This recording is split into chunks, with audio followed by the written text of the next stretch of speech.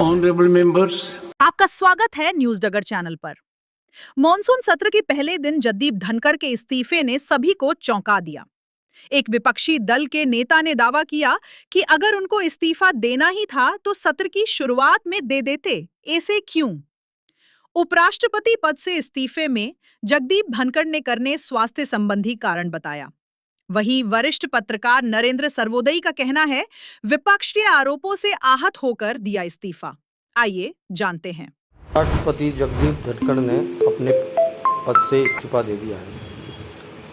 उन्होंने इस्तीफे का कारण स्वास्थ्य बताया है।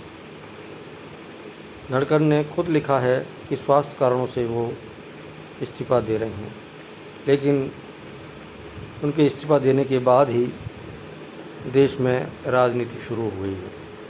विपक्ष और मीडिया का एक वर्ग तरह तरह की बातें इस्तीफे को लेकर कर रहा है और बता रहा है कि सरकार ने उनका इस्तीफा लिया है। वो ये लोग इस तरह बातें कर रहे हैं जैसे धनखड़ ने खुद इनको बताया है कि सरकार उनसे नाराज़ थी इसलिए वो इस्तीफा दे रहे हैं। लेकिन सच तो ये है कि धनखड़ काफ़ी समय से विपक्ष के आचरण से आहत थे।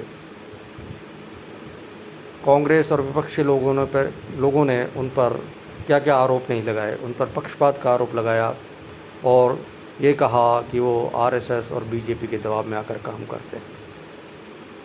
विपक्ष उनके खिलाफ महाभियोग भी लेकर आया था, ये भी सबको पता है।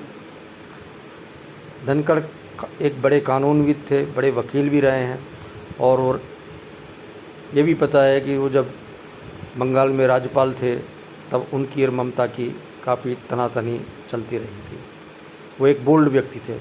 क्या ऐसा बोल्ड व्यक्ति सरकार के कहने पर इतनी आसानी से इस्तीफा लिख देगा, ये भी एक सवाल है। वो एक निर्वाचित राष्ट्रपति थे, मनोनीत नहीं थे। उपराष्ट्रपति वो मनोनीत नहीं थे, जैसा कि लोग कह रहे हैं कि उन्होंने सरकार के कहने पर इस्तीफा दे दिया। ये जचने वाली बात नहीं है। ये सब लोगों के कयास हैं और इसके कारण बाद में और स्पष्ट हो जाएंगे। अब धनखड़ क्योंकि वो किसी पद पर नहीं है और वो अपनी बात खुलकर कह सकते हैं।